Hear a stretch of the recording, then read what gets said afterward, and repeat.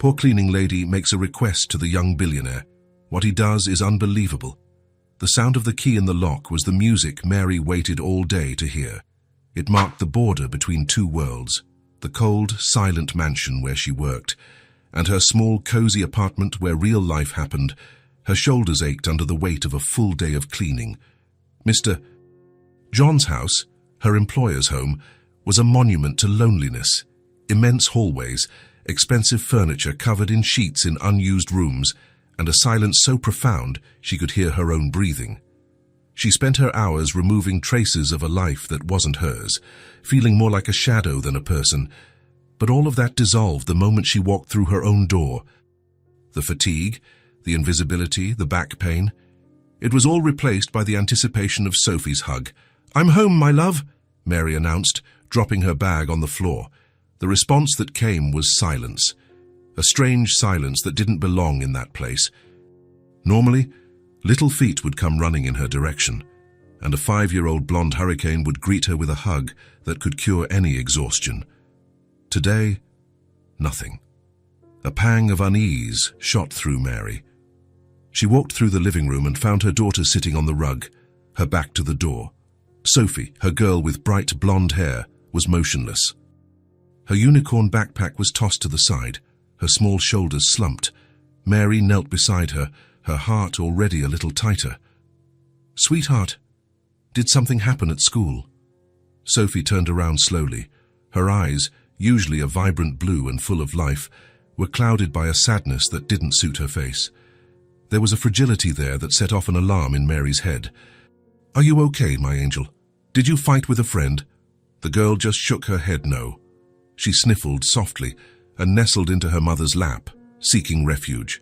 Mary wrapped her in her arms, feeling the tense little body against hers. She decided not to press.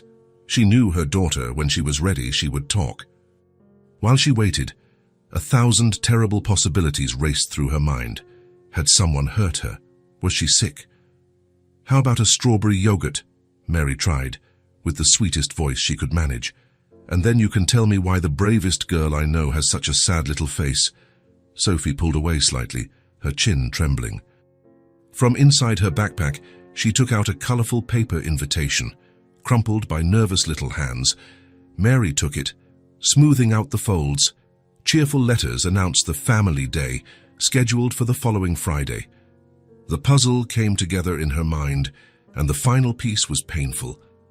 "It's because of the party, isn't it?" Sophie nodded, and the first tear rolled down her cheek. Mary wiped it away with her thumb, feeling a pain that mirrored her daughter's. "I don't want to go, Mommy." Her voice was a choked whisper. "But why, honey? You love school parties. Remember the last one. You didn't even want to come home." The girl shook her head more vehemently, as if trying to banish the memory. The anguish on her small face was palpable. "This one is different. The teacher said we have to go with our mommy and daddy." Sophie took a deep breath, fighting back tears. "All the other kids are going with their mum and dad. And I don't have a dad." The sentence, gone spoken with the brutal simplicity of childhood innocence, hit Mary like a punch to the gut. Each word was a needle piercing the protective bubble she tried to build around her daughter. It was her greatest fear materializing.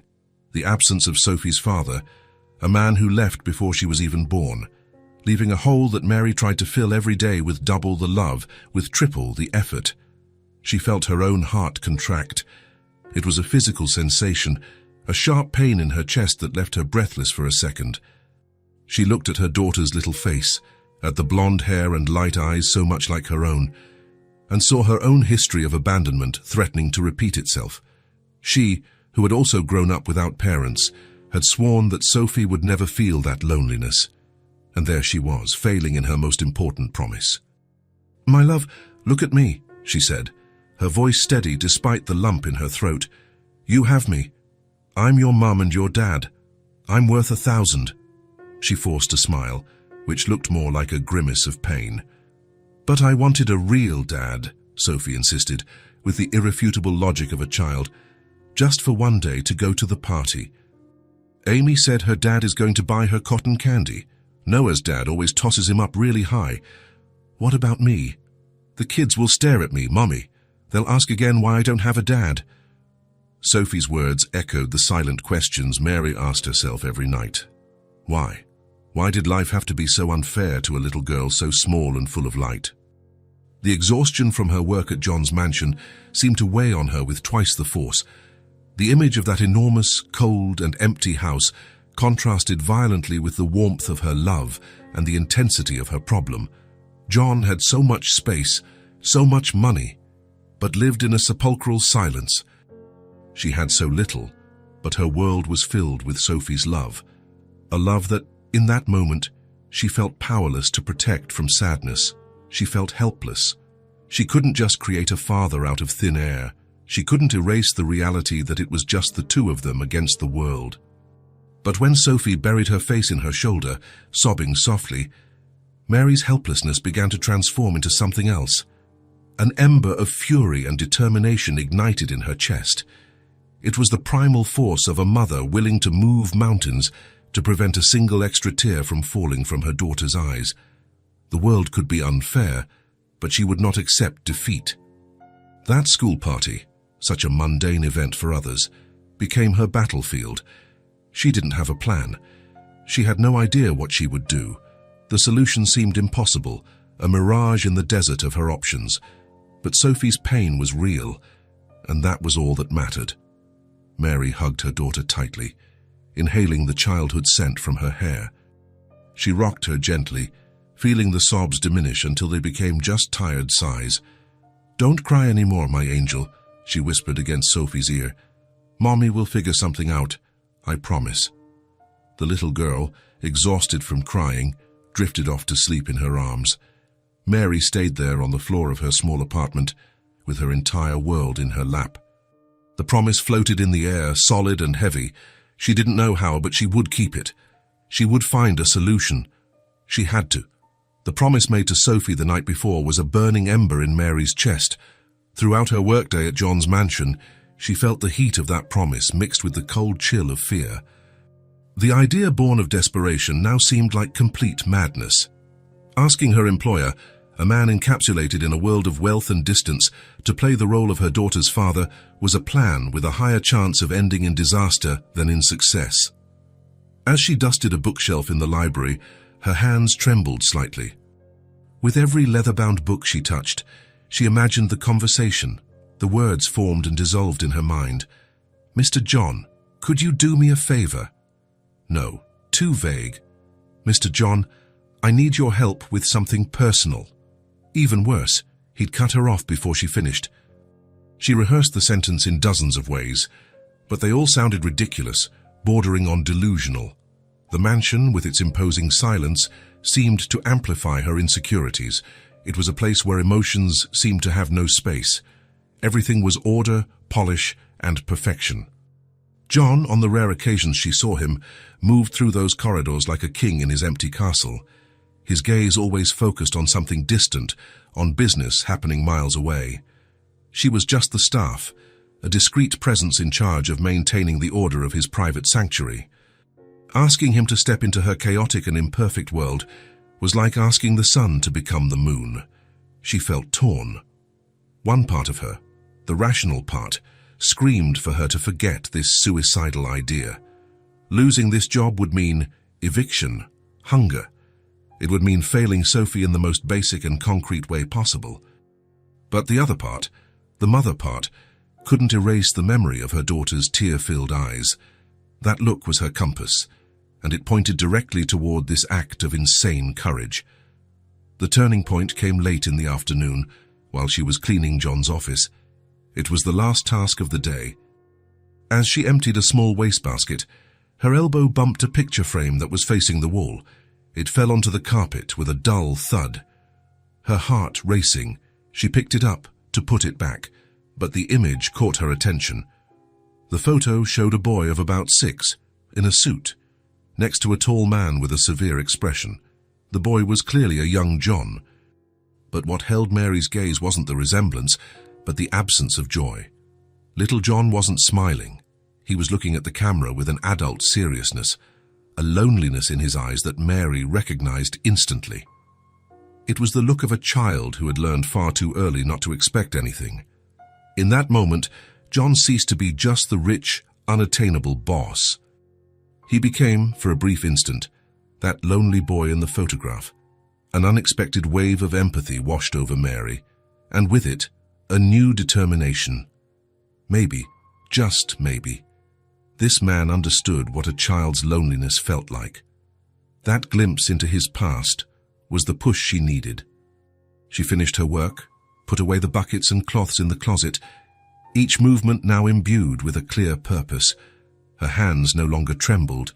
Her heart, however, was pounding uncontrollably, a drum announcing the battle to come. She walked down the long marble hallway, the sound of her steps echoing in the silence. Each step was a victory against the fear that tried to paralyze her. She stopped in front of the office door, which was ajar. John was there, just as before, the light from his laptop illuminating his focused face. He didn't notice her presence. She took a deep breath, the air feeling heavy in her lungs, and knocked. He didn't look up. "Finished for the day, Mary?" His voice, neutral and professional, was like a bucket of cold water, but she didn't back down. "Mr. John?" Her voice came out firm, surprising even herself. He finally raised his head, the impatience clear on his face for being interrupted. "Yes?" "What is it?" Mary entered the office, stopping at a respectful distance from the massive desk that separated them. She felt her face burn, but she forced herself to meet his gaze. "I know what I'm about to ask is completely out of line, and that you're under no obligation, but I have no one else to turn to." The words came out in a single breath. John arched an eyebrow, his curiosity overcoming his irritation. He leaned back in his chair, a silent invitation for her to continue. She swallowed hard. It was time. "Mr. John, I know this is asking a lot, but could you pretend to be my husband for just one day?" The silence that fell in the room was so thick it seemed palpable. John's expression was one of pure disbelief. He looked at her as if she had started speaking another language. He blinked once, twice, his brain processing the information that didn't fit into any category of his organized life. Panic threatened to overwhelm Mary, and she hurried to explain, her voice thick with desperate urgency. "It's not for me, it's for my daughter. She's 5 years old, there's a family day at her school, and she's heartbroken because she's the only child who won't have a father to bring. She cried all night. I just need someone, for a few hours, so she doesn't feel different from the other children." She stopped, having laid her soul and her greatest weakness bare before this man, who was practically a stranger. John remained silent, but his gaze had changed. The initial shock gave way to an indecipherable expression. He didn't seem angry or dismissive. He seemed lost. The phrase, "the only child who won't have a father to bring," struck a deep place within him, a place he had kept locked for decades. The image of the boy in the photograph returned to his mind, not as a memory but as a feeling. The feeling of standing at the window, waiting for a car that never arrived. The silent humiliation at school events. He looked at the woman before him. For the first time, he didn't see the cleaning lady, but a mother willing to humiliate herself for her child's sake. The audacity of the request was staggering, but the vulnerability behind it was even more so. Saying a no would be the logical thing to do. But, for the first time in a long time, logic seemed inadequate. He ran a hand through his hair, a gesture of turmoil, and looked away toward the window. After an eternity that lasted perhaps 30 seconds, he faced her again. "When is this party?" His voice was low, devoid of its usual formality. Mary felt a spark of hope. "This Friday, at 6 in the evening." He looked at his monitor, at his schedule packed with commitments. Then, with a click, he moved a meeting. "All right," he said finally. The words sounded strange in that room. "I'll do it." Mary stood frozen, unable to process his answer. She had expected a refusal, maybe even to be fired. The acceptance left her speechless. John seemed to notice her state of shock and continued, already taking control of the situation. "On Friday, then, come here and we'll go together. It's easier." On Friday, the air in Mary's small apartment vibrated with a mix of anxiety and excitement. Sophie wore her prettiest dress, a light blue one that matched her eyes, and she couldn't stop jumping in front of the mirror, adjusting the ribbon in her blonde hair. Mary, meanwhile, felt her heart beating erratically. She had chosen a simple but elegant outfit and looked at herself in the mirror with a nervousness she hadn't felt in years. That night felt like a fever dream, and she was afraid she might wake up at any moment. Arriving at John's mansion was like entering another dimension. He was waiting for them at the door. To Mary's surprise, he wasn't wearing his usual formal suit. He had on chinos and a button-down shirt, with the sleeves slightly rolled up. He looked younger, more approachable. The most shocking thing, however, was the small smile he gave when he saw Sophie. "Wow, you look very pretty," he said, his voice sounding a little rusty at giving a compliment. Sophie, who had been hiding behind Mary's legs, broke into a radiant smile. "You don't look like a boss today either," she said, with the disarming honesty of a child. Mary held her breath, but John let out a short, genuine laugh. "I'll take that as a compliment. Shall we? We don't want to be late." His car was as luxurious and silent on the inside as his house. The smell of new leather filled the air. Sophie sat in the back seat, looking out the window with wide eyes, while Mary felt terribly out of place in the passenger seat. The initial silence was heavy, filled only by the soft hum of the engine. Mary didn't know what to say. John was a complete stranger, and they were about to pretend they were a family. It was Sophie who broke the ice. "I've never been in a fancy car like this," she exclaimed, kicking her little feet in the air. John looked in the rearview mirror, and his face softened. "I'm glad you like it. Excited for the party." "Very," Sophie replied. "We get to do a sack race. Have you ever been to a school party, John?" The question hung in the air for a moment. Mary looked at him, expecting a short answer, maybe a simple yes. But John's expression changed. A veil of melancholy passed over his eyes, and he looked at the road ahead as if he were seeing a scene from long ago. "When I was a kid, my father never went to my school events." His voice was low, almost a murmur, and not directed at anyone in particular. "He always said work was more important. I would wait, but he never showed up."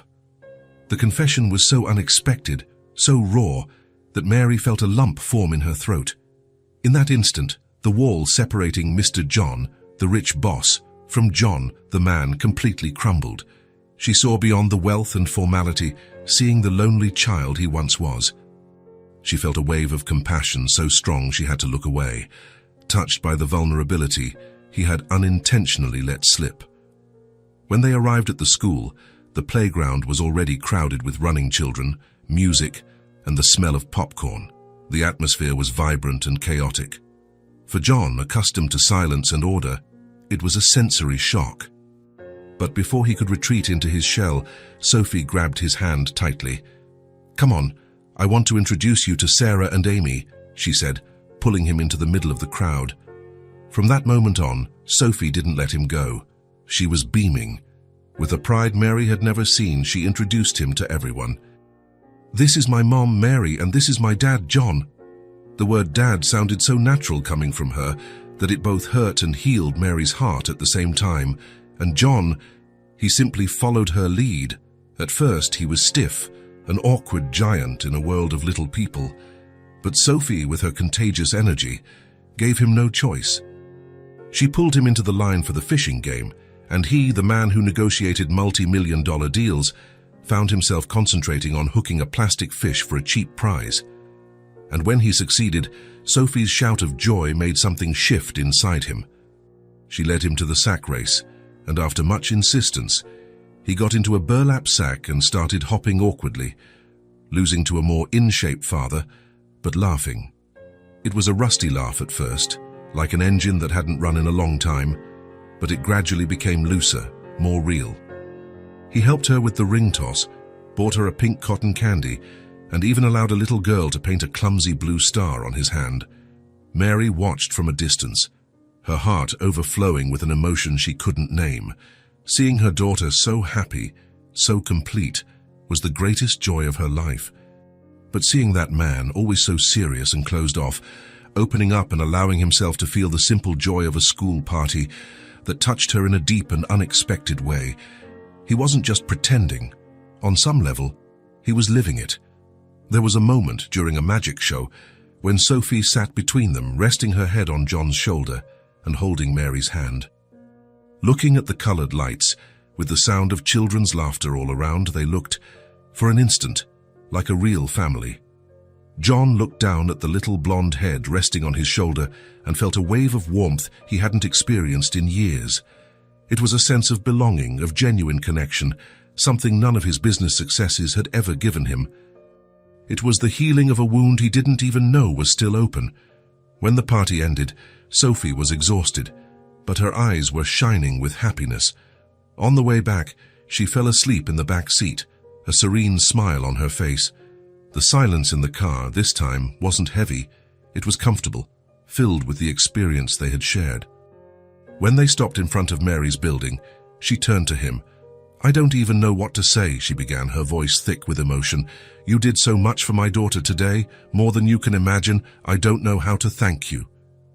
John looked at her, and for a second Mary saw in his eyes the reflection of everything that had happened that night. The laughter, the vulnerability, the connection, but he quickly put his mask of self-control back on. "There's no need to thank me, Mary. It was fine." But it wasn't fine. It was transformative. He felt it in every fiber of his being. As he watched them get out of the car and enter the building, John sat there for a long time. He looked at the blue star painted on his hand and felt a tightness in his chest. Not of pain, but of something new, something he didn't yet understand. He kept to himself how much that night had also moved him, how much a little girl's laughter and the gratitude in a mother's eyes had made him feel more alive than in all his years of solitary success. The normality that followed the school party was a thin layer of ice over a river of turbulent emotions. For Mary, returning to clean the mansion on Monday was a surreal experience. The place was the same, but her perception of it had been permanently altered. The silent rooms no longer seemed just empty, but rather waiting for something. Her boss, the distant and formal Mr. John, was now simply John in her mind, the man who laughed awkwardly in a sack race and who carried his own history of loneliness. This new reality made her nervous, unsure of how to act, of where the boundaries now lay after they had been so dramatically crossed. The most palpable change, however, came from John. He seemed to have abandoned his frantic work pace that kept him away from home. Mary found him with surprising frequency, working in his office with the door open, no longer closed like a fortress. Sometimes she would see him in the living room, a book in his lap, but with a distant look as if he were reflecting on something profound. He no longer passed her with a hurried nod. Now he stopped. Their gazes would meet for a second longer than necessary, and he watched her. At first, this observation made her tense. She cleaned with a self-conscious rigidity, afraid he was looking for flaws, perhaps regretting the forced intimacy of the party. But slowly, she realized there was no judgment in his gaze. There was a genuine, almost investigative curiosity. He watched her sweep the floor, and his expression was that of a man trying to solve a puzzle. And, in a way, to John, she was a puzzle. The party had shaken him. The pure and simple joy he felt, the sense of belonging beside those two, had created a fissure in his perfectly ordered life. Sitting in his office, he found himself unable to concentrate on market reports. His mind kept returning to the sound of Sophie's laughter, to the silent gratitude in Mary's eyes, to the blue star painted on his hand. He, who commanded meetings and made million-dollar decisions, felt like a complete novice in the territory of genuine human emotions. His housekeeper, the woman he had barely noticed, was the personification of a strength he didn't understand. He saw her now with new eyes. He saw the dignity in her movements, the way she faced dirt and disorder, and with patience and hard work, created cleanliness and harmony. It was a powerful metaphor for her own life. He contrasted her silent dedication with the loud and often empty conversations of his own world, and he felt a growing admiration. The first conversation happened on Tuesday. He found her in the kitchen, polishing the stainless steel faucet until it shone. He stood in the doorway for a moment, just watching, before clearing his throat to announce his presence. "Mary." "Good morning," she turned as her heart skipping a beat. "Good morning, Mr. John." "Please, call me John," he said, the phrase sounding a bit too formal for the request it contained. "I wanted to ask, how is Sophie?" The simple question caught her by surprise. "She's well, thank you, excited about school. Did she mention anything else about the party?" There was a hesitation in his voice, a vulnerability that disarmed her. Mary allowed a small smile to appear. "She talks about it every day. She's made several drawings. In all of them, you're a superhero." A glint of genuine pleasure lit up John's eyes. A superhero. "I think that title is a bit of an exaggeration. For a 5-year-old who had the best day of her life, it seems quite fitting," Mary replied, her voice soft. The conversation was brief, but it opened a door. Small interactions began to dot the days. He would ask about her day. He'd comment on the weather. One day, he saw her looking at a rosebush in the garden and remarked, "Those are my favorites." She replied, "My mother used to have a small garden. She said that growing something is like taking care of hope." It was the first time she had offered a piece of herself without him asking. Mary, for her part, fought against her own distrust. Years of a hard life had taught her to be cautious, especially with men in positions of power. But John's kindness seemed devoid of ulterior motives. His interest was quiet, respectful, and she couldn't deny that a part of her felt warmed by that attention, by being seen as a person and not just as a pair of cleaning hands. The turning point came in the form of a 5-year-old blonde hurricane. A doctor's appointment for Sophie was cancelled at the last minute, and Mary had no choice but to bring her to the mansion for the last 2 hours of her shift. She set her up in a quiet corner with her colored pencils and a stern warning not to make noise and not to touch anything. The warning lasted exactly 10 minutes. As soon as Sophie heard John's voice in the hallway, she shot off like an arrow, ignoring Mary's panicked whispers. "John, you're here." John, who was on the phone, stopped mid-sentence. He looked at the small figure running towards him, and to Mary's astonishment, his expression transformed from surprise to pure affection. He ended the call abruptly. "Sophie, what a nice surprise." "I made a castle," she said, holding out her notebook. "And you're the king who lives in it. Mommy is the queen, and I'm the princess. We have a pet dragon." John crouched down, getting on her level. Mary watched from a distance, her heart in her throat. The naturalness with which he knelt, the care with which he took the notebook, everything in her screamed that this scene shouldn't be real. "A pet dragon. That sounds very dangerous," he said, his tone serious but with a playful glint in his eyes. "No, he's nice. He breathes soap bubbles instead of fire." John's laughter echoed through the hallway. A genuine laugh, without the weight of formality. He talked with Sophie for several minutes about the dragon and the castle, asking questions and listening to her answers with an attention he normally reserved for his business partners. Mary stood frozen, watching the scene. The ease with which Sophie included him in her fantasy world, and the willingness with which he entered it, was something magical and terrifying. Magical because it was beautiful to see, terrifying because it created a bond, a hope she didn't feel she had the right to have. Later, after Sophie was thoroughly charmed and had returned to her drawings, John found Mary in the living room.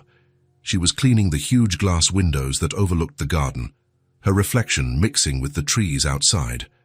He approached in silence, noticing she seemed distant, lost in thought.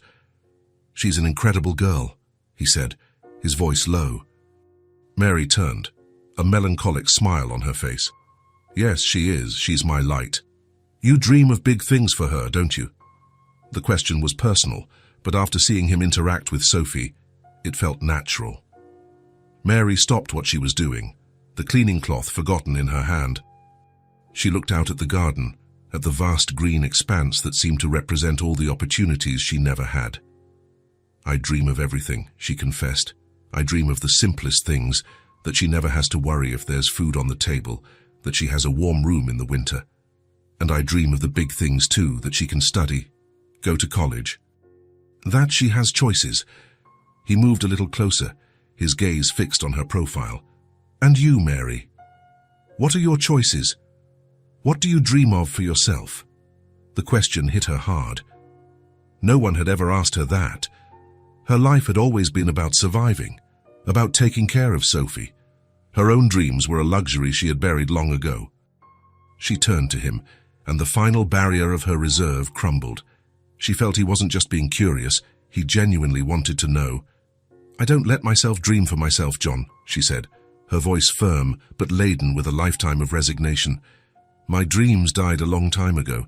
I lost my parents when I was very young. I barely remember them. I went to live with relatives, and for as long as I can remember, I've worked. Cleaning, serving, doing whatever was needed. There was never time or money for school. I never had the chance to be a teenager, to discover talents, to think about a future that wasn't the next rent payment. Life was hard on me, but I endured. I learned not to wait for fairy tales."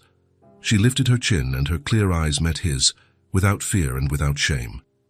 "When Sophie was born, everything changed. Suddenly, I had a reason not just to survive, but to fight. Every cent I earn, every extra hour I work. It's for her. It's for her college fund. It's so she can have the dance classes I never had, the books I never read. My dream, John, is to sit at her graduation one day and know that all my struggles were worth it. It's to give her the one thing I never had, a chance." She finished, her voice choked with restrained emotion. The silence that followed in the room was deep, reverent. John looked at her, completely captivated.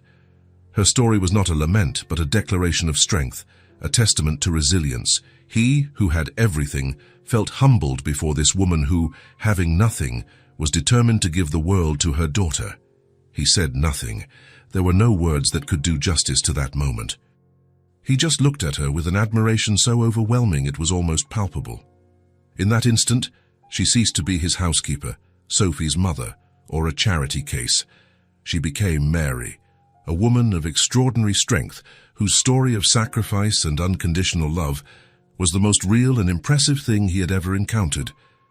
And he knew with a frightening certainty that he no longer wanted to just watch her from a distance. John's proposal for Mary to bring Sophie to the mansion after school was a turning point. Initially, Mary felt an overwhelming panic at the idea. Her life with Sophie was her sanctuary, a world apart from the formality and wealth she cleaned every day. Bringing her daughter into that environment felt like a violation, a dangerous mixing of her two worlds. She feared the mess, the noise, the risk of Sophie breaking something priceless. Above all, she feared the dependency, the feeling of accepting more than just a simple kindness. But John's logic was undeniable. Sophie's afternoons would be safer and more comfortable there than with the elderly neighbor, and Mary would gain a peace of mind that was priceless. With a heart torn between fear and immense gratitude, she accepted. Sophie's arrival at the mansion was not a small wave. It was a tsunami of life that shook the silent foundations of the house. For the first few days, she moved with a timid caution, marveling at the space, the high ceilings, and the seemingly endless hallways. But a 5-year-old's shyness is fleeting. Soon, John's house became her kingdom.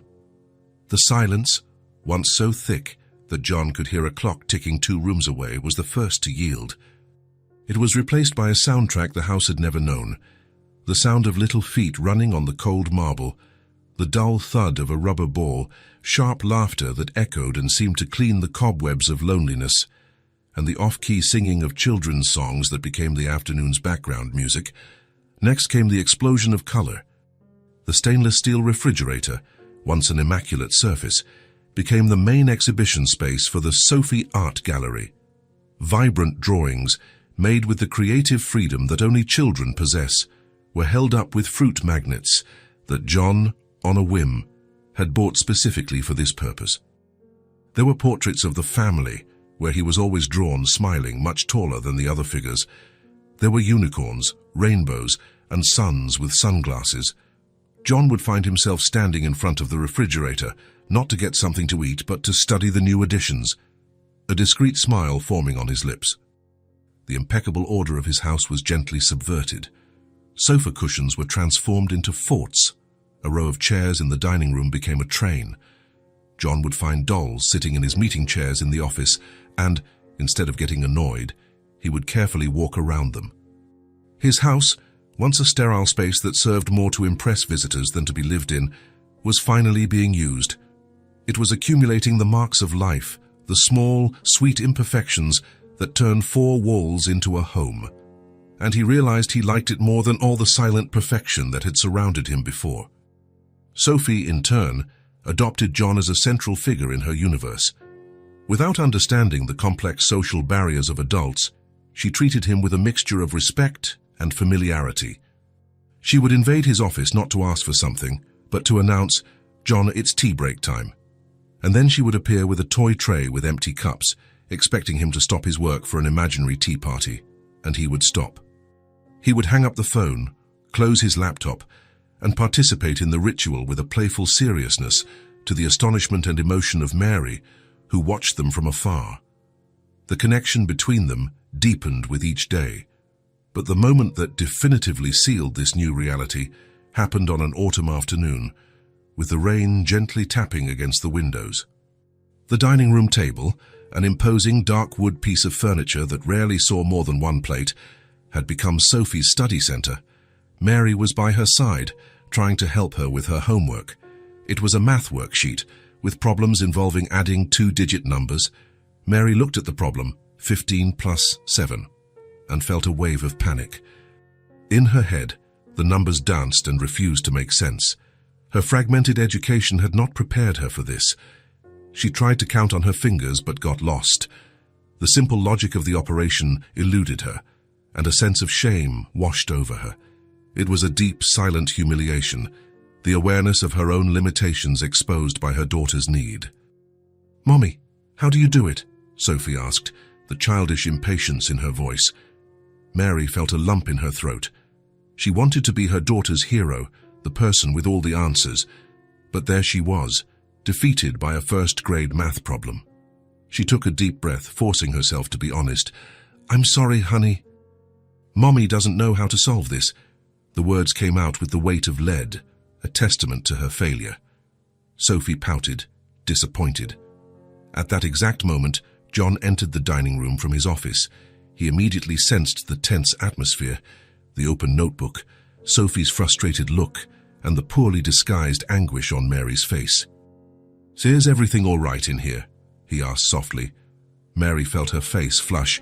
"Everything's fine, it's just math isn't my strong suit."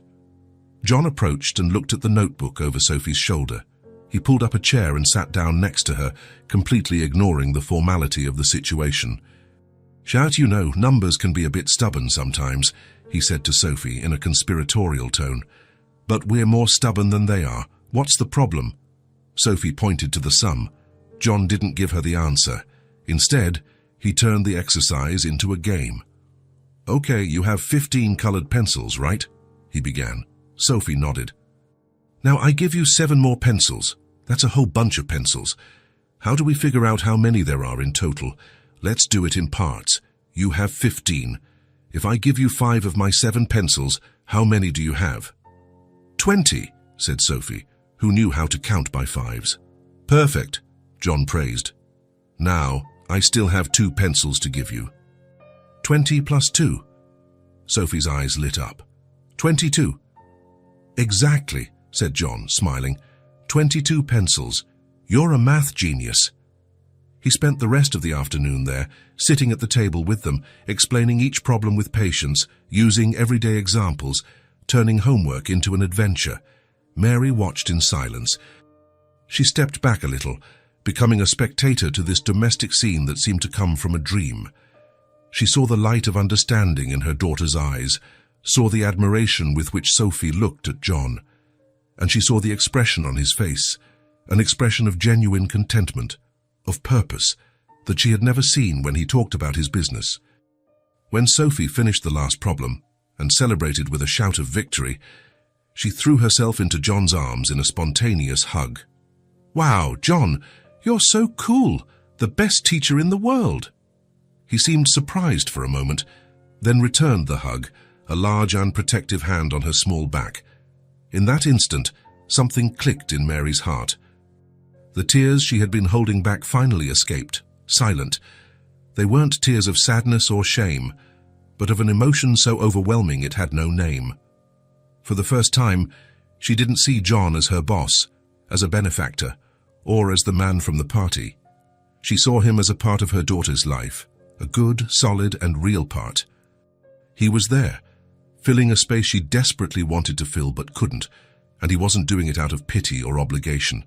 He was there because he wanted to be, and that realization was, at the same time, the most wonderful and the most frightening thing that had ever happened to her.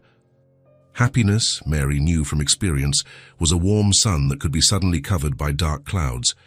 The harmony that had settled in the mansion, turning it into a haven of laughter and learning, was shattered abruptly and frighteningly.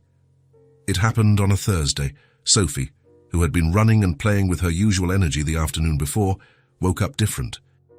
She was listless, her cheeks flushed with a fever that Mary's eyes detected from a distance. "Mommy, my throat hurts," she whimpered, her voice hoarse, snuggling under the covers. Mary's heart sank. Sophie's body was hot to the touch, and her breathing seemed a bit labored. The initial diagnosis of a common cold, which Mary tried to maintain with hot tea and lots of affection, soon proved to be overly optimistic. Throughout the day, Sophie's fever climbed dangerously, and a dry, persistent cough began to rack her small body, leaving her exhausted and tearful. By late afternoon, Mary's panic began to take hold.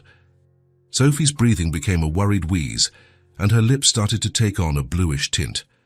That's when John arrived home from a rare off-site meeting. He found Mary in the living room, trying in vain to get Sophie to drink some water, the mother's face etched with a fear he had never seen before. "What happened?" he asked, his voice laden with immediate urgency, dropping his briefcase on the floor. "I don't know."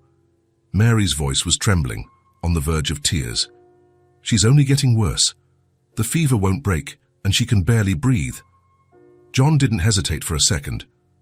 He knelt beside Sophie, touched her forehead, and saw the difficulty with which air entered her lungs. His expression became a mask of seriousness and determination. "We're going to the hospital, now." Mary was frozen, her mind clouded by panic, but John took control. With surprising gentleness, he picked up Sophie, who was limp and feverish, and wrapped her in a blanket. "Get your purse on, Mary. I'll drive you." The drive to the hospital was a blur of imaginary sirens in Mary's head. She sat in the back seat, holding Sophie's hot little hand, while John drove with a speed and concentration that were both frightening and reassuring. He was no longer her boss, nor her daughter's friend. He was a rock, a center of calm in the storm of fear that was consuming her. At the hospital, the bureaucracy and the wait felt like torture, but John was there, handling everything with a quiet authority, dealing with forms and nurses, while Mary refused to leave Sophie's side. Soon the girl was taken in, and the diagnosis came quickly and with a frightening weight. Severe pneumonia. She would need to be admitted immediately. The news hit Mary like a physical blow. The world seemed to spin. Hospital, tubes, oxygen. The fear of losing the only person who mattered in her life was paralyzing. She leaned against the cold hallway wall, her legs weak, feeling small and helpless. That's when she felt a firm hand on her shoulder. "She's going to be okay, Mary," John said, his voice low but full of a certainty she desperately needed to hear. "The doctors here are excellent. She's in the best possible place." In the days that followed, John proved that his words were not just empty comfort. He became Mary's anchor. While she refused to leave the hospital bed, he took care of everything else. He called her work, explaining the situation and ensuring her job would be safe. He brought Mary hot meals, insisting that she eat, and showed up with coffee at the most unexpected times. He handled the logistics, spoke with the doctors to understand the technical details of the treatment, and then translated them for Mary in simple, reassuring language. But the most important thing was his presence. He spent hours in the hospital room, sitting in an uncomfortable chair, reading stories to Sophie when she was awake, or simply sitting in silence beside Mary when the girl slept, the only sound being the constant beeping of the monitors. The first night was the worst. Sophie, scared and in pain, cried a lot, and John stayed by the bed, holding her other hand, the one Mary wasn't holding. He whispered calming words, telling impromptu stories about dragons that breathed soap bubbles until exhaustion finally overcame her. He didn't leave. He spent the entire night in that armchair, his expensive suit wrinkled, his hair disheveled, his gaze never wavering from the small figure in the bed. Mary watched him, stunned. His dedication was something she couldn't process. He had a company to run, deals to close, a whole life that was being put on hold because of them. He had no obligation. Yet there he was, sharing the vigil, sharing the weight of her fear as if it were his own. On the third night, Sophie was finally sleeping more peacefully. The fever had started to break, and her breathing was no longer so difficult. The crisis seemed to have passed. The relief in the small hospital room was palpable. Mary was sitting by the bed, exhausted, but with a slightly lighter heart. John was in the armchair, looking out the window at the city lights below. The silence between them was no longer uncomfortable. It was a silence of complicity, forged in shared anxiety and hope.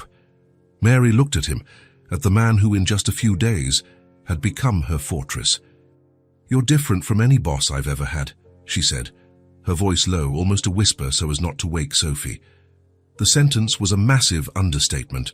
Her former bosses barely knew her name, treated her like a shadow. John was here, sharing one of the most terrifying moments of her life with her. He turned to her, and in the dim light of the room his eyes seemed deeper, more serious than ever. He stood up and approached the bed. In a gesture that seemed both bold and completely natural, he took her hand, the one that wasn't touching Sophie. The warmth of his skin was a solid, real comfort. "Don't see me as your boss, Mary." His voice was intense, filled with an emotion he didn't try to hide. "Please, that, at my house, is just a job. What happened here these last few days, what happened at the school party, that's something else." He glanced at Sophie's serene face and then turned his eyes back to Mary's, holding her gaze with his. "I want to be part of your lives in a different way." The words hung in the air, redefining everything. It wasn't an act of charity, it wasn't pity. It was a choice, a declaration. He was asking to come in, to become part of their small, fierce family. And, holding that man's hand, with her daughter sleeping safely beside her, Mary felt, for the first time in a very, very long time, that maybe she didn't have to fight alone anymore.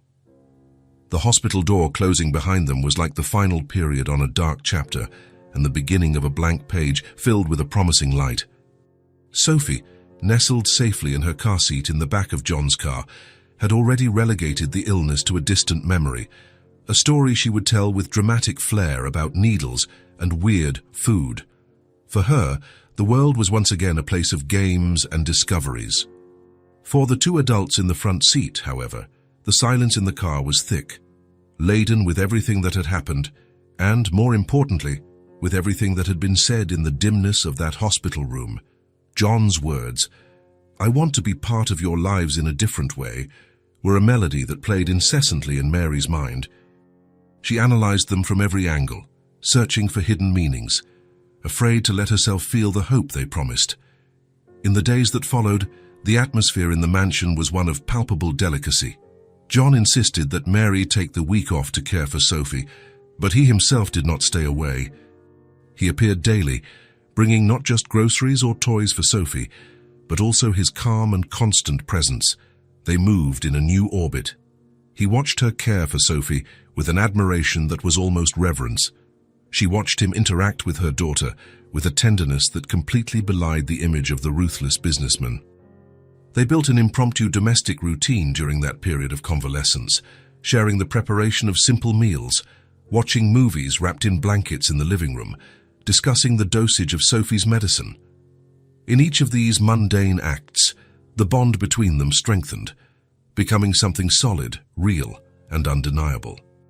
They were no longer employer and employee, they were partners in a crisis, and that partnership refused to retreat now that the crisis had passed. A week later, with Sophie fully recovered and the house once again filled with her vibrant energy, John felt that the time for ambiguity was over. The change that had occurred within him was profound and irreversible, and he needed the external reality to reflect this new internal truth. He waited until the end of what would have been Mary's first day back to her old routine. He found her in the spacious laundry room, folding the last of the cleaning cloths with an automatic efficiency, a ritual that marked the transition of their roles. He leaned against the doorframe, simply watching her for a moment. He saw the strength in her back, the grace in her movements. He saw the woman who had faced the world alone and who, even now, hesitated to accept help. "Mary," his calm voice made her stop. She turned, her clear eyes meeting his with a mixture of expectation and caution. "Can we talk for a moment?" he asked, though it sounded more like an invitation. She nodded, her heart beginning to beat a little faster. He entered the room and came closer, his presence filling the space. "What we went through at the hospital," he began, getting straight to the point, but with a gentle voice, "was a turning point. It changed everything for me. I spent my whole life chasing an idea of success that I was taught. More money, more power, more growth. I built a wall of achievements around myself, and only in those nights, sitting in that uncomfortable armchair looking at you and Sophie, did I realize I was living inside an empty fortress." His gaze was intense, stripped of any artifice. "You two, with your courage and your love, showed me what a real home is. You've given me more meaning in a few months than I've found in 40 years of my life, and I cannot, in good conscience, continue to maintain the farce that you are just someone who works for me. This relationship, for me, has not been professional for a long time."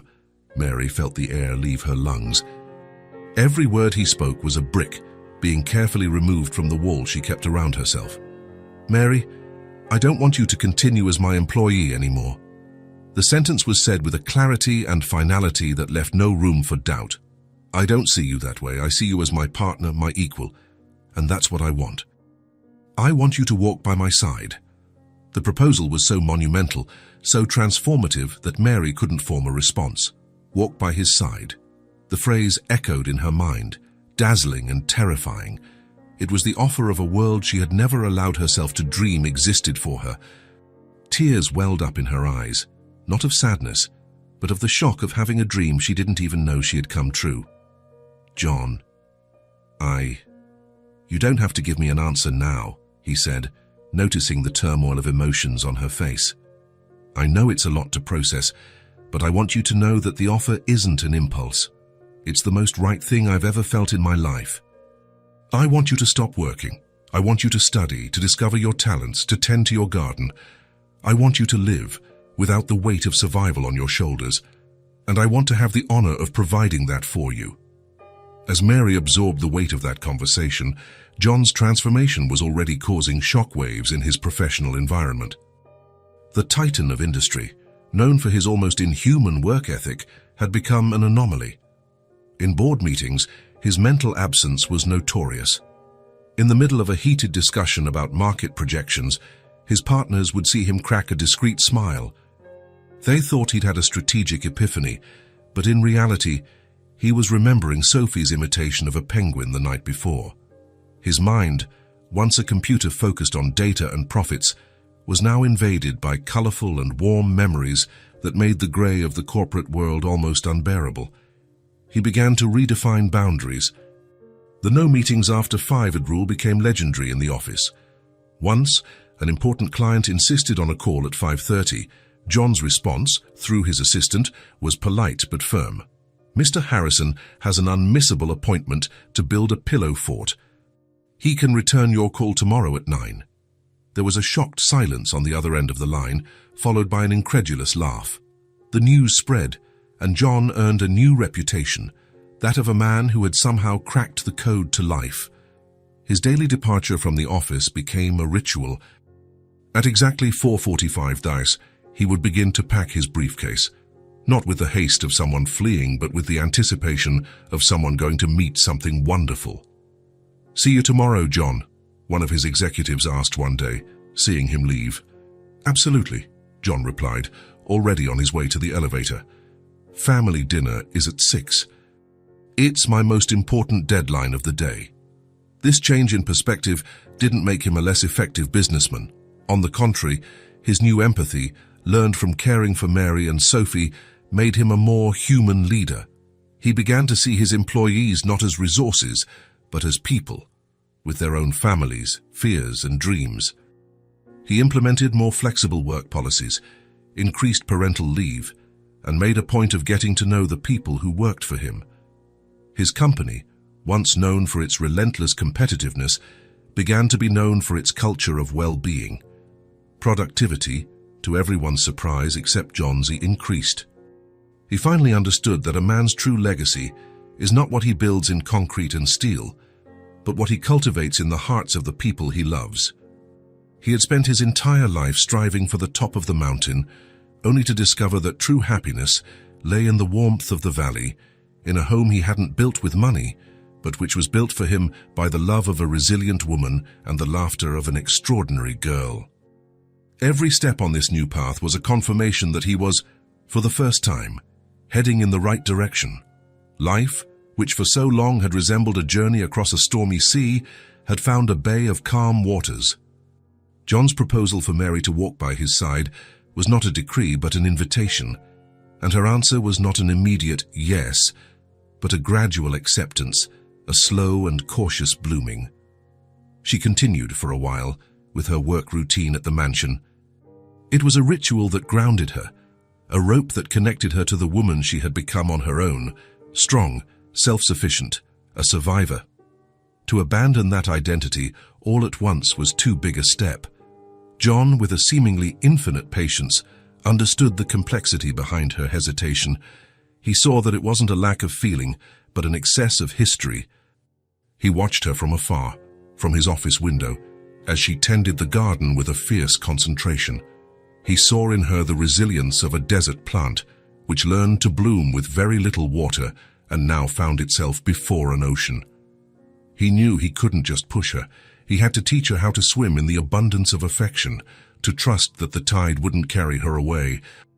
The mansion became the stage for this slow and beautiful acclimatization. The barriers of boss and employee dissolved completely, giving way to a domestic partnership. Conversations flowed with a naturalness that would have been unthinkable before. They discovered each other's rhythms, his need for silence in the morning, her habit of humming softly while she cooked. Sophie, the small, wise ambassador of this new world, acted as the definitive bridge. One afternoon, with irrefutable childlike logic, she asked, "Dad, if Mommy lives here now, why does she still have to clean the floor?" John, looking directly at Mary, answered with a softness that was all for her. "Because Mommy is the strongest person I know, and she's teaching us that a real home is built with time, care, and a lot of love." Mary, hearing that, felt another one of her internal walls crumble.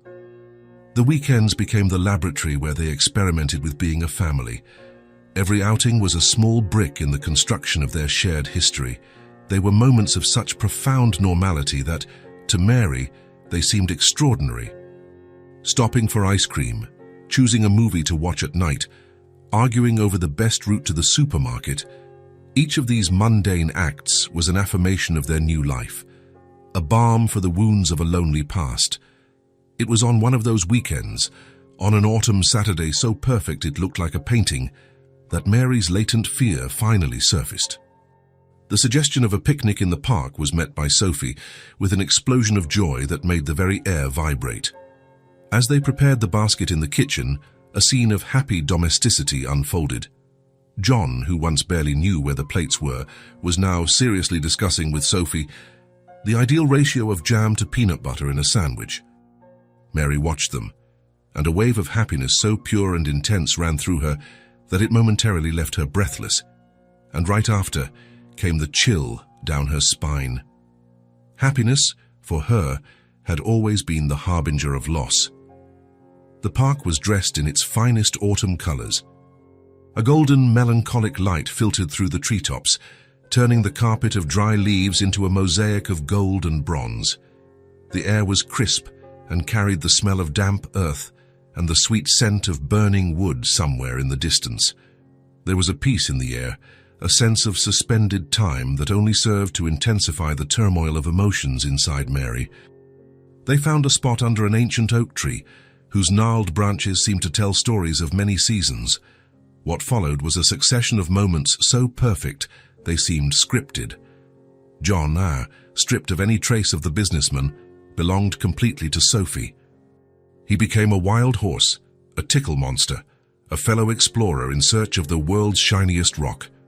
The sound of Sophie's laughter, free and crystalline, was the afternoon's soundtrack. The culminating moment was when John lifted her onto his shoulders, walking through the grass while she, with her arms outstretched, narrated the world from her elevated perspective. "I can see the tops of the trees. I see a bird's nest. I'm the queen of the park." Mary, from the checkered blanket, was the silent chronicler of that scene. Her eyes recorded every detail, the way Sophie's hair shone in the sun, the genuine and unreserved smile on John's face, the ease with which their bodies moved together, as if they were made for that fit. The image of the two of them, a silhouette of pure happiness against the evening light, was the materialization of a dream she had buried so deep she had forgotten she ever had it, and the resurrection of that dream terrified her, because now it was real, and everything that is real can be lost. When Sophie found a group of children and joined them in a noisy game, John returned, his face flushed, and sat down next to Mary with a sigh of contentment. He looked at her, the love in his eyes as visible as the trees around them, but his smile faltered when he saw her distant, haunted expression. "You're 1,000 miles away," he said, his voice low, concern creasing his forehead. "Where did you go?" Mary took a moment to answer, her gaze fixed on her daughter. "I was here, seeing everything, seeing you two. It's so right, so complete. It's like looking at a photograph of the life I never thought I'd have. And isn't that a good thing?" he asked, confused by the melancholy in her voice. "It's too good, too perfect," she confessed, finally turning to him, her clear eyes a window to the storm in her soul. "And that's what's destroying me. Because my life has taught me, in the hardest way possible, that perfect moments are just a pause before the pain. They're the bait, and I'm terrified of taking the bait again." The words, once released, began to flow in a torrent of repressed pain. Sophie's father wasn't just a man who left me. He was an architect of my emotional ruin.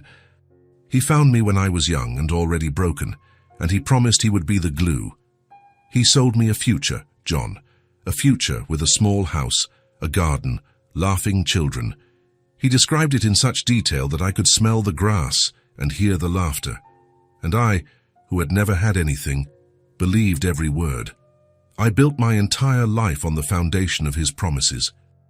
And when I told him I was pregnant, that our future was beginning, he looked at me not with joy but with panic. And the next day, he was gone. The foundation of my entire life turned to quicksand. The pain of abandonment was terrible, but the shame of having been so naive and of having bet everything on empty words, that's what almost killed me. It was then that I decided, never again depend, never again trust, never again place my happiness in someone else's hands. The tears she had been holding back so forcefully now flowed freely. And now, you show up, and you don't make empty promises. You build, you act, you show me every single day, with every gesture, that you are real. You love my daughter in a way that defies all my cynical logic, and you make me want to hope. And hope, and for me, is the most dangerous feeling of all. I'm afraid to get involved, to believe that this love is different, and to be abandoned again. I'm afraid that one day you'll wake up and realize that the reality of a family life, with its messes and its demands, isn't as glamorous as you imagined. And the thought of having to explain to Sophie why the second father in her life also disappeared, the thought of seeing the light in her eyes go out. I would rather die than go through that, she finished in a guttural whisper, emptied of all her strength, her heart exposed and pulsating with pain in front of him. John listened to her with a reverent stillness. He didn't interrupt her, didn't rush her. He let her empty out all her pain, all her poison. His face, when once relaxed and happy, became a mask of deep empathy and determination. When she finished, he moved closer, and the first thing he did was take both of her hands, not just one. He held them firmly, a gesture that said, "I am here. I will not let you go." "Mary," his voice was calm but carried a weight, a gravity that forced her to meet his gaze. Thank you for giving me the privilege of seeing your pain. I know what it cost you to show me these scars." He paused, his grey eyes searching hers. "The man who caused you this pain was a coward. He ran away from the greatest gift life could have given him. I am not him. I'm not here to fix you because you are not broken. You are the most whole and resilient person I have ever met. I am here because, by your side, I become whole. You're afraid that I'll get tired of the reality of your life. But, Mary, your reality is the only real thing I have ever touched. My world before you was made of shadows and echoes. You are the substance. You are the truth." He brought her hands to his chest, pressing them against his heart, which beat strong and steady. "You're worried about my world, about appearances. Let them look. Let them whisper. Do you know what they'll see? They'll see a man who finally understands what wealth is, and it's not in a bank account. It's in the hand he holds. They will say I have a beautiful, strong, and incredible woman by my side.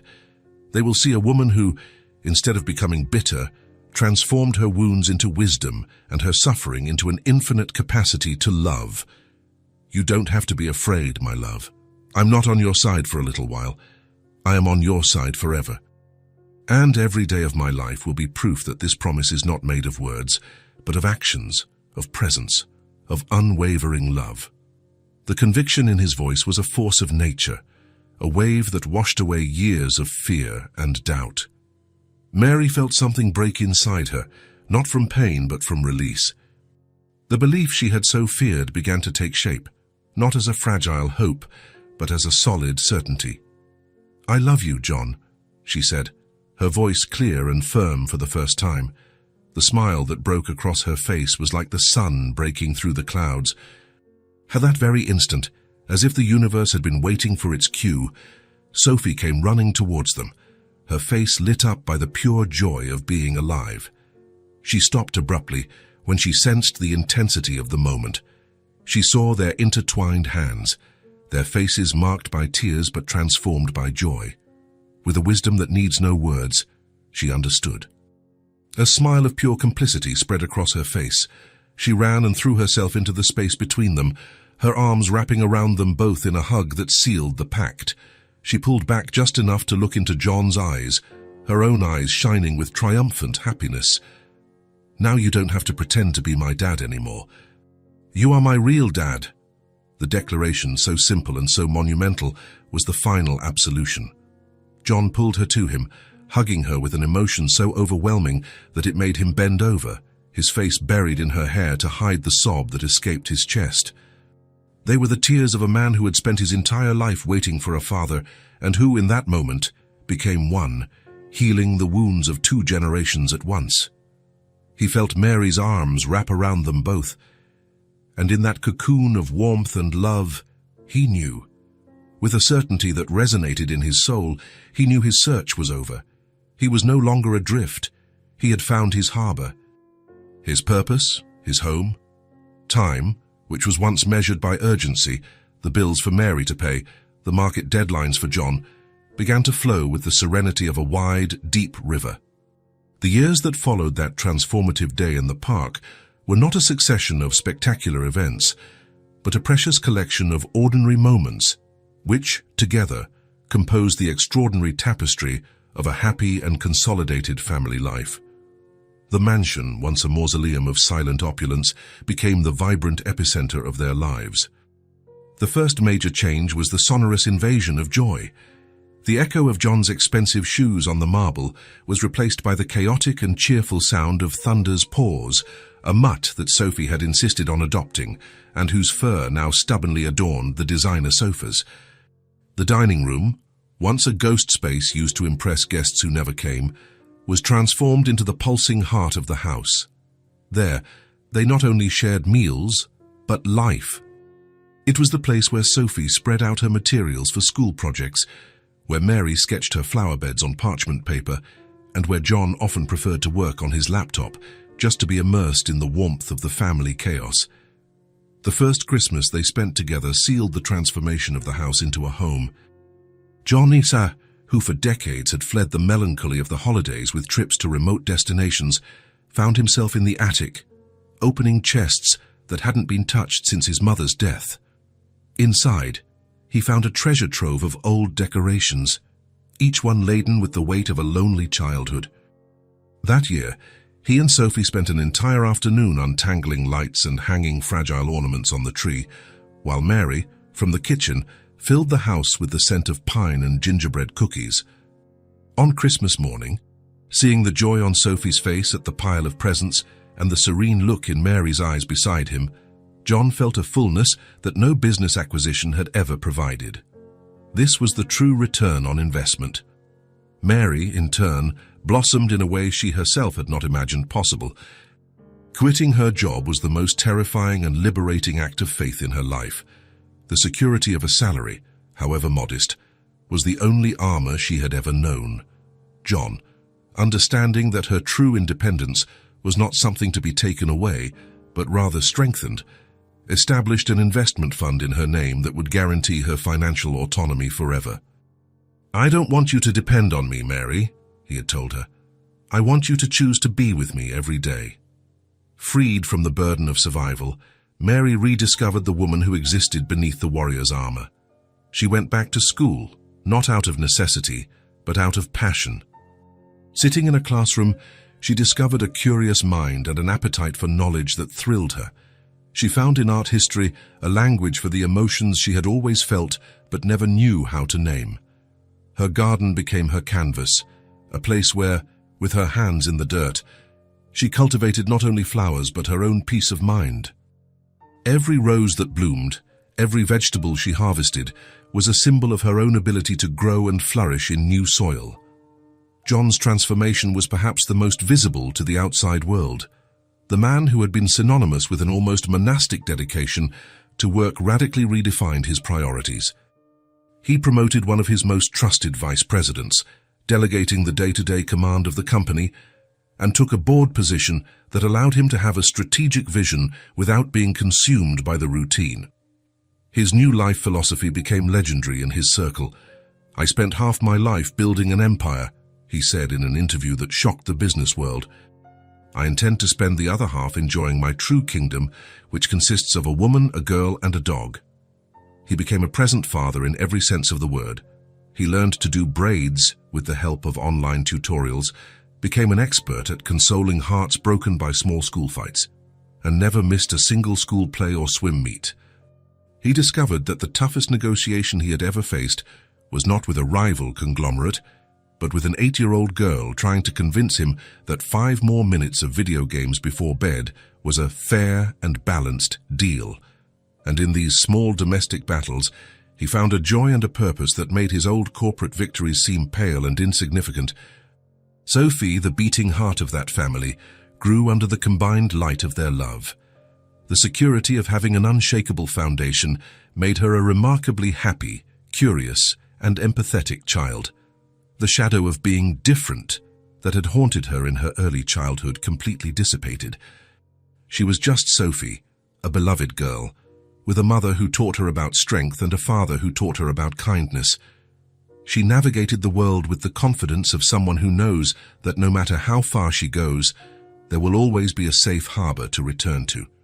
The years passed, not as a count of days, but as a collection of memories. The first bicycle without training wheels, with John running behind, his hand outstretched, and Mary on the porch, her heart in her throat. Summer vacations at the beach, building elaborate sandcastles that were always destroyed by the tide, a lesson on the beauty of the ephemeral. Winter nights, the three of them huddled on the sofa under a single blanket, reading aloud, each taking a chapter, their voices intertwining to create a single story. And then, on a spring afternoon that felt like a gift, almost 4 years after that picnic that changed everything, they found themselves back in the same park. The place was the same, but the landscape of their souls had been completely redrawn. The oak tree, a silent witness to their crisis and resolution, now welcomed them with a canopy full of tender and vibrant green leaves. Sophie, now almost 9, was no longer the little girl who needed to be carried. She was an energetic preteen, running ahead with thunder, her blonde hair bouncing freely.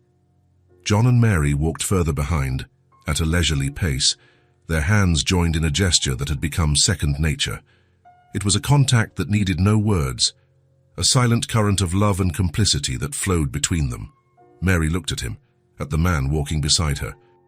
The stress lines around his eyes had softened, replaced by laugh lines. There was a calmness about him, a peace that wasn't there before. He was no longer a man in search of something. He was a man who had found it. He, in turn, looked at her. The strength was still there in her posture, in her clear gaze, but the defensiveness was gone. In its place was an openness, a serenity of someone who no longer needs to fight the world, for she has found her safe place in it. "It's incredible to be here again," said Mary, her voice as soft as the afternoon breeze. "That day, I felt so much fear in this very spot.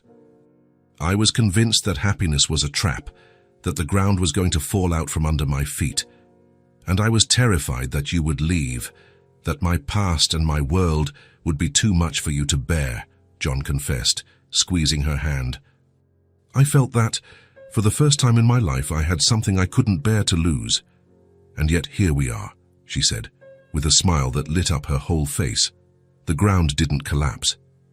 "No," he agreed, stopping and turning to her, the love on his face as clear and present as the sun in the sky. "We built new ground, together. A foundation." Sophie, sensing the change of pace, came running back to them, her face flushed, her eyes shining. "What are you guys talking about? Are you being romantic again?" she asked, with a hint of affectionate teasing. "We're being grateful," Mary replied, extending her free hand to her daughter. Sophie took her hand, and for a moment they stood there, the three of them, a complete circle of clasped hands under the shade of the oak tree. "Dad, can we go on the swings later?" Sophie asked. "Kirk, want to see if you can still push me high enough to touch the sky." "I will always try to push you as high as I can, my love," John said, his voice thick with a sudden emotion. As they walked towards the playground, Sophie swinging between them, Mary was overcome by a wave of clarity. Their journey had not been a fairy tale. It had been real, with real pain, real fear, and finally, a real hard-won love. A love born not of perfection, but of imperfection, of the courage of two broken people who dared to show themselves to each other and discover that together they were whole. She looked at the man beside her, her partner, her best friend. She looked at the daughter before her, her heart, her greatest work, and she felt a gratitude so deep, so overwhelming, that it overflowed in silent tears. John saw her and, without a word, just squeezed her hand tighter. He knew. He felt the same. It wasn't a static, unchanging, happily ever after. It was a living, breathing happiness, one that required care, attention, and the daily choice to love. It was real, and it was theirs.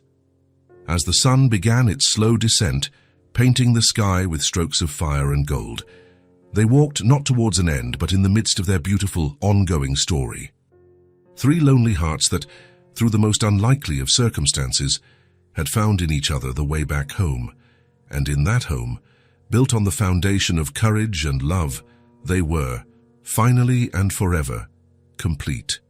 If this story touched your heart, subscribe to the channel and turn on notifications so you don't miss the next ones. Leave a like, because it helps this story get recommended to more people. See you in the next story.